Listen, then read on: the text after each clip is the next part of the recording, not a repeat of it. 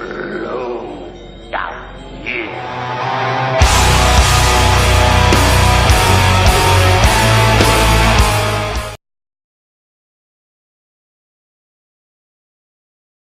What is up, everybody? This is Atticus, the Death Metaller, and welcome to another episode of the Death Metaller Reviews.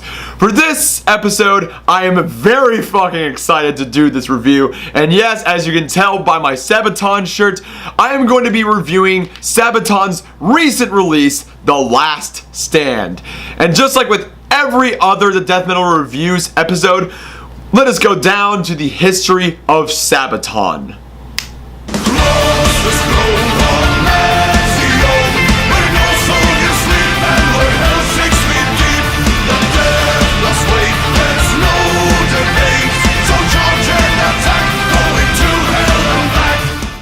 Sabaton is a Swedish power metal band that was formed in 1999.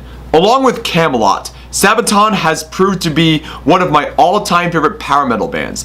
One of the major reasons why is that the band focuses on all their lyrical concepts on war, military history, and battles. As a lover of world history and all things battle related, this is the type of band that I absolutely love jamming out to. Another thing that I feel that really needs to be brought out is that Sabaton be used for every world history class when it comes to the subject of historical battles. Because not only are you jamming out to some awesome power metal, but you're also learning something in the process too. And that's what I love about Sabaton, because they make learning awesome in my opinion. Especially with this episode's review, where we will be talking about The Last Stand. For the grace, for the might of the Lord, for the home of the holy, for the faith, for the way of the sword, give the light so boldly. The Last Stand was produced and mixed by none other than legendary metal musician and producer Peter Taktren, who is known for his bands Hypocrisy and Pain. He is also well known and credited for producing and helping out other bands such as the likes of Amon Amarth, Children of Bodom, Dimmu Borgir, Immortal, Amorphous, and Kadak Angren. Now, The Last Stand is probably, in my opinion, one of my favorite albums from Sabaton, and it's, like, honestly, my favorite.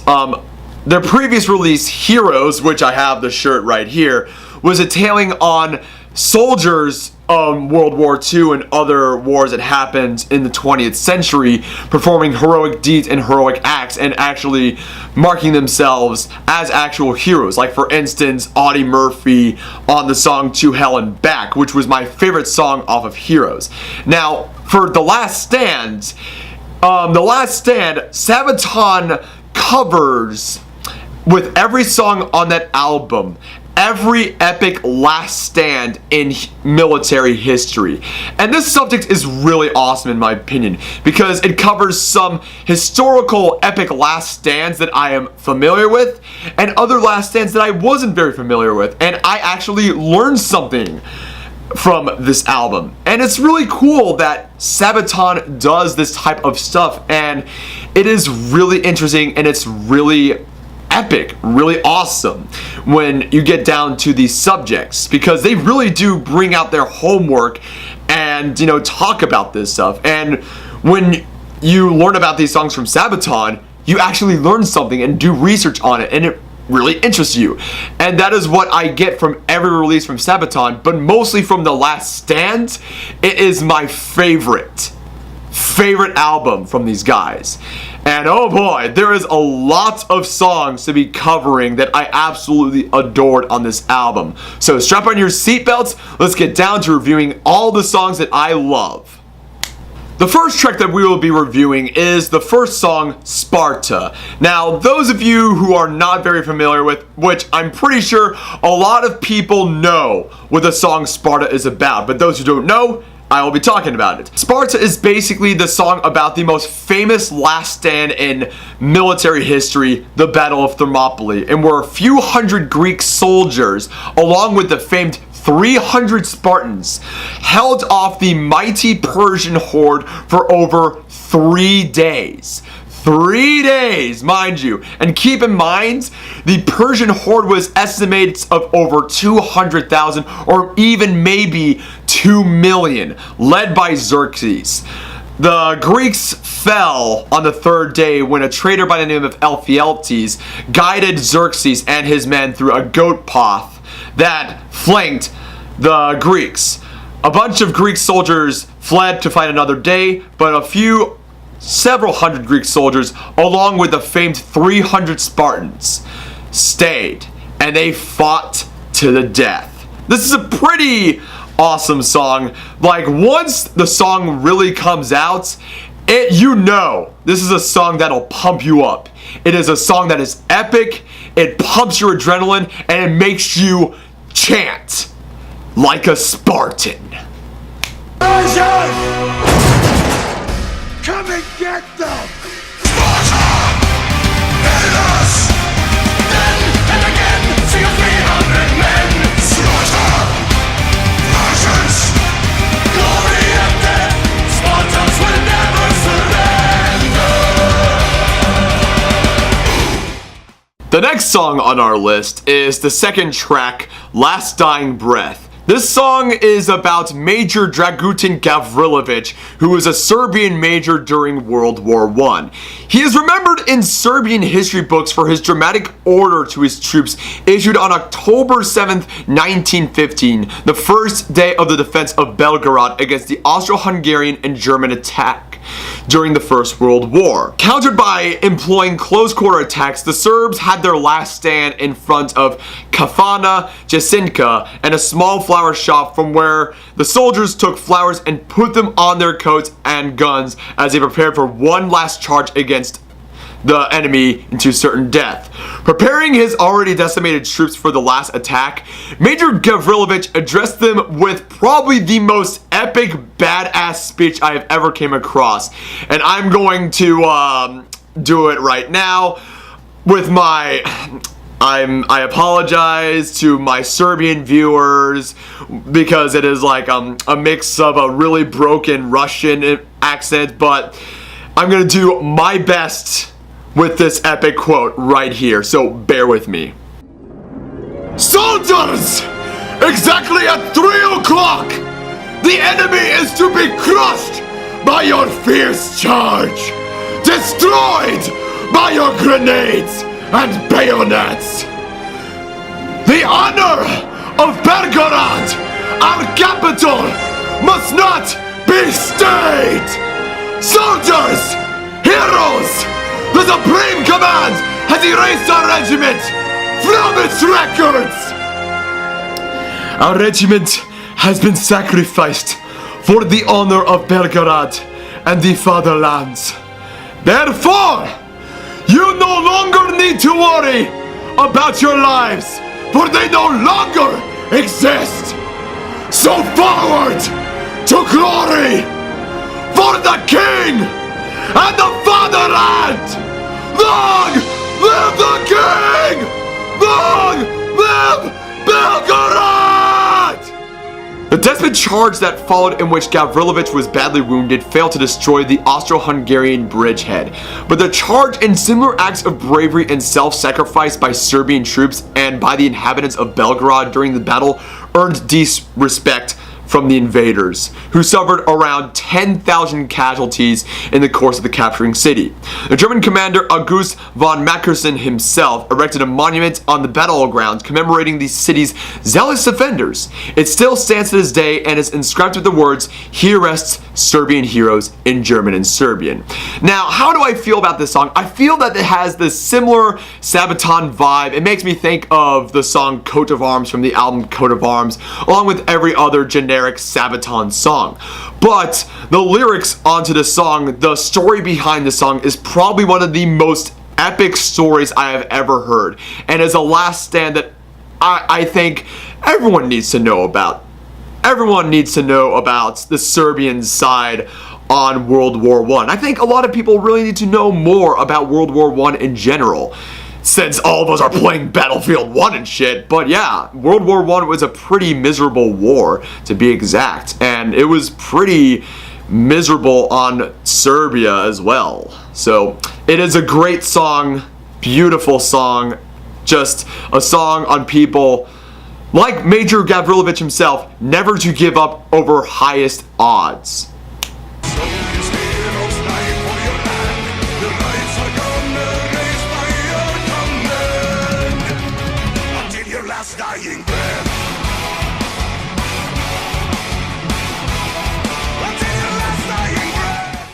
The next song on our list is Blood of Bannockburn, and the song is indeed about the Battle of Bannockburn, which took place in the Scottish War of Independence. Now, if you all remember the movie Braveheart, one of my favorite movies, Braveheart, the ending of that movie, that very emotional ending, which still gets me time to time, it was taking place in the Battle of Bannockburn. The year of our Lord, 1314. Patriots of Scotland, starving and outnumbered, charged the fields of Bannockburn.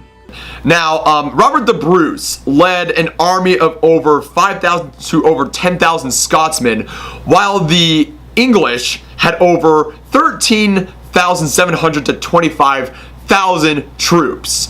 Now, the Scots were starved, outnumbered, and ill-equipped against the English army, which was pretty well equipped. But miraculously, they kicked their fucking asses. Over 700 cavalry were decimated, and 4,000 to 11,000 infantry were eradicated by the brave Scots that lost over 400 to over 4,000 troops. That is pretty damn awesome. My views on the song: this song is a very light-hearted, very dancing type of song, especially with like the church organ going around the background. It's a very fun and very, interesting song to dance to, which I can get it if you are at a history class trying to teach of the Battle of Bannockburn and you're putting this song on. I could understand what the mood it's going for, and which, Sabaton is, a band where you learn about history and stuff. But that's where I got the vibe off of Blood of Bannockburn. But still, it is a good song. It is a good song that if you want to dance to, want to learn something, it is a great song to, dance to, in my opinion.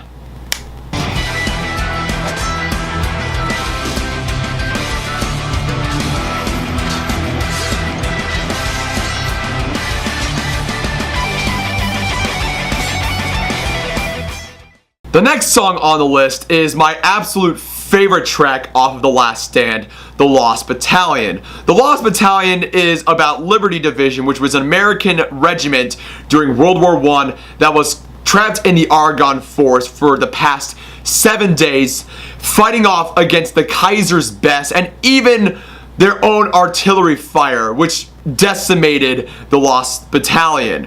But for 7 days, despite the constant attacks from the Kaiser, despite the artillery barrage, they did not give up. When they were finally regrouped with the rest of their battalions, only 200 of the 600 soldiers that entered the Argonne Forest were still breathing.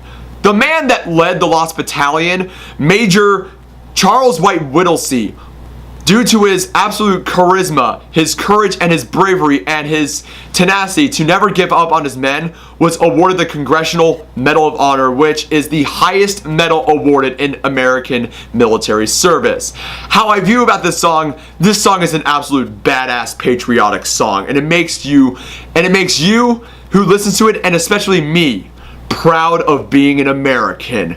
The only criticism I have for this song is the electric drums and the clanging of the bayonet were not needed. I mean, you guys do have a drummer in Sabaton, but the electric drums, in my opinion, was just not needed, in my opinion. But this is a song that brings patriotic tears to my eyes. It makes me proud to be an American, and The Lost Battalion is, in my opinion, the best song off of this album.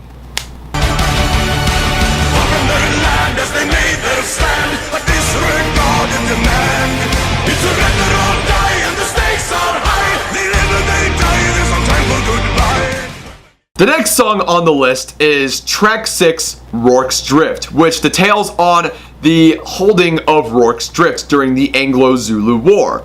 Over 139 or 141 British soldiers had to make a humongous barricade of none other than biscuit boxes and crates against a humongous horde of over 3,000 or even 4,000 Zulu warriors. Holy shit, that's pretty fucking terrifying when you are a British soldier wielding nothing but a Henry Martini rifle. Keep in mind, this was a single shot breech loading rifle, and you had to constantly like reload this motherfucker while you had a ton of Zulu warriors with wicker shields and equas coming at you in full speed and full force. I mean, you have to admit, that is a pretty terrifying feat, but somehow the British soldiers managed to actually defeat the Zulus with over 351 Zulus were killed and 500 were wounded. This song is a pretty fast song, and it also, in my opinion, is the best guitar solos off that album. And it's like the only song in the album which I would admit is probably the best guitar solo off the album. It's really awesome. I love the solos off of this song. And Rorke's Drift, it makes you, it gets your blood pumped, and it makes you really feel what those British soldiers had to go through, having to fight a humongous horde of Zulus. So have a listen.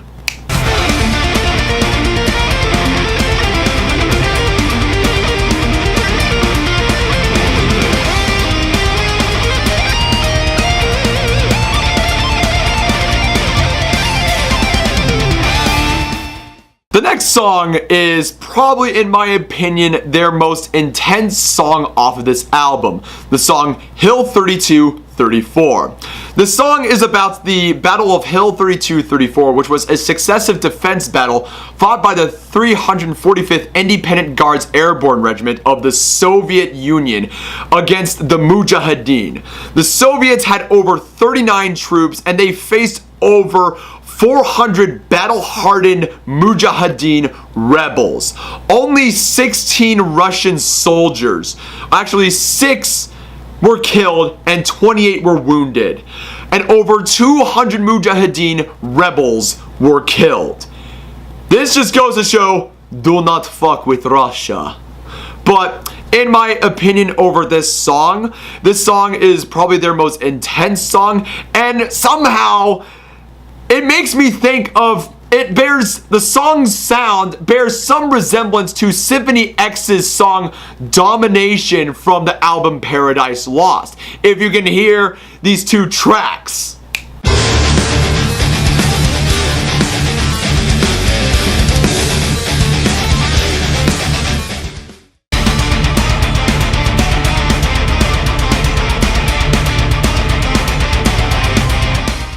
So yeah, it bears some similarity to those tracks, but the song is very intense, given the fact that there were only 39 troops having to hold off against 200 to 400 Mujahideen rebels. That takes some serious fucking guts. So have a listen to Hill 32-34. Hold your ground when you fight to those who fight. This is waging on the hill. No surrender, shoot to kill. You have to hold your ground. Kill the warrior in your sight. That is waiting on the hill. No surrender, shoot to kill. We're almost done, so we have 2 songs to review. The next song is Shiroyama, which details the Battle of Shiroyama, which was the last battle of the Satsuma Rebellion. It was 30,000 Imperial troops against 350 to 500 samurai. Now, this was, of course, the last and final battle of the samurai, and they led, and pretty much all of them died, marking the end of the era of a warrior class. Now, in my opinion over this song, it's a very sad and somber song, since, you know, this is the end of the era of the samurai, which was a proud warrior class. If you all remember The Last Samurai, though it was based, the epic Battle of the Last Samurai, which was based off of the Battle of Shiroyama, and it actually details stuff on the Satsuma Rebellion, but it's historically inaccurate to say the least. But this is a pretty sad and somber song, but it also, in the end, the samurai spirit never dies. The Bushido always lives on, especially in Japanese culture. Bushido is used in business and work ethic to Japanese businessmen, to say the least. So in truth, the samurai spirit really has never died. Hell, my buffering team does all this stuff off of samurai code, Bushido. So in a way, samurai culture has never died out. It's a sad song, to say the least, because it's the last stand of the samurai, but the samurai spirit still lives on, and I think we could all learn from the Battle of Shiroyama.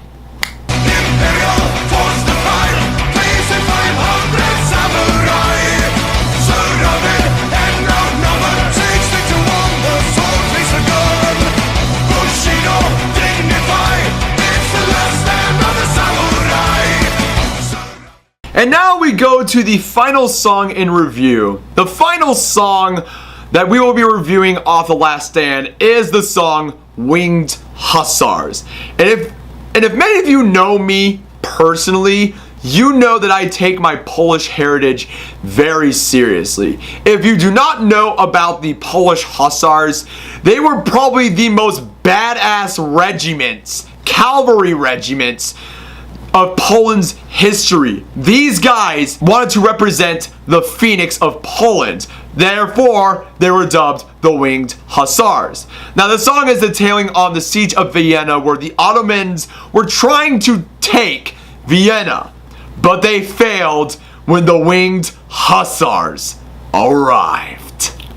Now, this song kind of bears resemblance to another song about Poland, which is Warsaw Uprising. It has the same vibe off of that song from the album Coat of Arms, but it is a slow song. Slow song, doesn't have any action or anything, but it does show the presence of when the Hussars arrive. And trust me, when the Hussars come, you know the Janissaries are shitting themselves when they arrive, because you do not fuck with Poland. And it is still true to this day, because Poland is still keeping its border strong due to this migrant crisis. Stay strong, Poland. Stay fucking strong, Poland. And the battle's begun, and the Winged Hussars arrive, coming down the mountainside. And the Winged Hussars arrive. So that concludes the review for Sabaton's The Last Stand. As I said before, in my opinion, The Last Stand is probably one of my favorite releases off of 2016, one of my favorite albums off of Sabaton, and probably one of my favorite power metal albums, to say the least.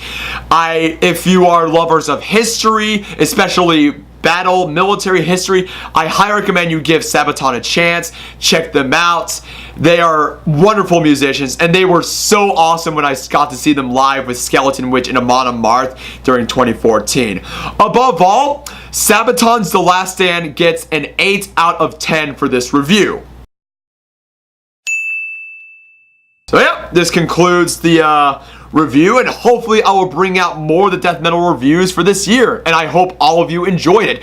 Constructive criticism is needed down in the description below. If there is something I need to work on, I am open to criticism in order to make myself look good and make my content better. So there's that. Without further ado, ladies and gents, I am Atticus, the Death Metaller. Hope you like this video. Subscribe to my channel. Links are in the description below. Keep it metal. Have a wonderful day.